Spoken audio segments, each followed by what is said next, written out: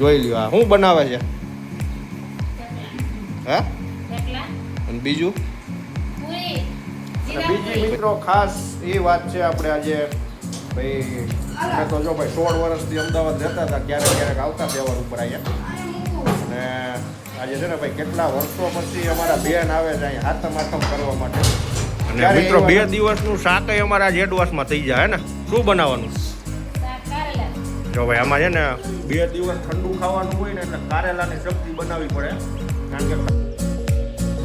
કેમ છો મિત્રો મજામાં જય શ્રી કૃષ્ણ જય રામાપીર સ્વાગત છે મારા એક નવા વ્લોગ વિડીયોમાં અને ભાઈ આજે છે ને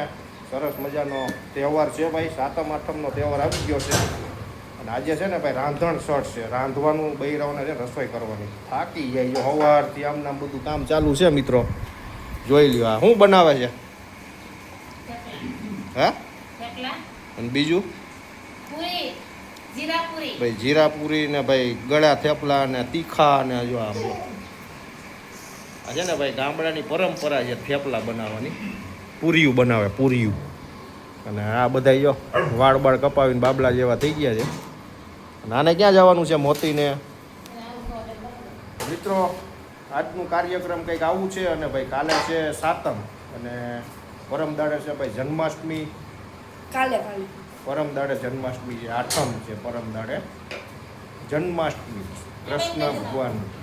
ભાઈ કન્ટિન્યુ બના રહીજો આપણા વિડીયોમાં અને બીજી મિત્રો ખાસ એ વાત છે આપણે આજે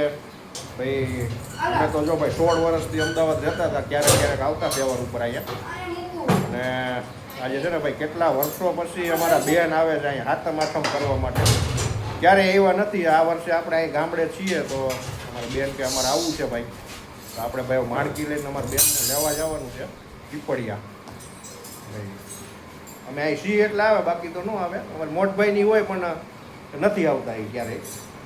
તો આ વખતે સામેથી કીધું છે તો હું જાઉં છું લેવા માટે અને જો આવડો આ વાહે થયો એને આવવું જો કરાવવાનું જો આવડો આ વાહે થયો પણ કોઈને લઈ નથી જવાના કારણ કે ગાડીમાં પછી રિટર્નમાં જગ્યા નથી ભાઈ કારણ કે આપણી માણકી છે ને નાની ગાડી છે એટલે એમાં જાજા માણસો હમાય નહીં ભાઈ 5 જણા તો ઇનોપ થઈ જાય અને આ લોકોને છે ને રેગ્યુલર આ કામ હાજ સુધી આજ પ્રોસેસ ચાલુ જ રાખવાની છે પછી 2 દિવસ છે ને ભાઈ ઠંડુ ખાવાનું છે ગરમ કોઈ વસ્તુ બનશે જ નહીં ઘરમાં એવું જ ને અને મિત્રો 2 દિવસનું શાક અમારા જેડવાસમાં થઈ જાય હે ને શું બનાવવાનું જો ભાઈ આમાં છે ને 2 દિવસ ઠંડુ ખાવાનું હોય ને એટલે કારેલાની સબ્જી બનાવવી પડે કારણ કે કારેલું કડવું હોય એટલે 2 દિવસ આ સબ્જી બગડે નહીં પછી આપણે એ જ ખાવાનું છે ઠંડુ પણ તોય આપણે તો ને ભાઈ બહાર જઈને ખાઈ આવીએ આપણે ઠંડુ ન ખાઈએ છીએ અમે તો ગમે એ બહાર જઈને કંઈ ખાઈ લઈએ ઘરમાં આ લોકોને હે ને સાતમ આઠમ પાળવી પડે ને ઠંડુ ખાવાનું ગરમ ચાય ન પીવે ગરમ ચાય ન પીવાય હે ને તો કન્ટિન્યુ મિત્રો બન્યા રહેજો જો આપણી માણકી રેડી થઈ ગઈ છે તો આપણે જઈ રહ્યા છીએ અત્યારે પીપળિયા અહીંથી કમસે કમ 30 કિલોમીટર જેવું થાય છે તો જઈએ અને જોઈએ ભાઈ કાલે હાથમનો માહોલ કેવો છે ગામડામાં તો શું હોય સિટીમાં હોય તો મજા આવે નહીં ગામડામાં શું મજા આવે હવામાન મળે ને આનંદ થાય તો હાલો લ્યો ભાઈ હું જઉં છું હો તો ફાઇનલી મિત્રો આપણે ભાઈ નીકળી ગયા છીએ ઘરેથી આપણી માણકી લઈને અને આપણે છે ને ભાઈ જઈ રહ્યા છીએ પીપળિયા અને અમારા બેનને હમણાં બેહાડીને આવતા રહી ભાઈ આપણે જો આજનો માહોલ તમે જો સરસ મજાનું લોકેશન છે અને ઠંડો ઠંડો વ્યૂ આવે જો તમે વાદળછાયું વાતાવરણ છે ભાઈ છૂટો છવાયો ક્યારેક ક્યારેક વરસાદ પણ આવી રહ્યો છે અને મસ્ત મજાનો ઠંડો ઠંડો પવન આવે છે ભાઈ બહુ મજા આવે જો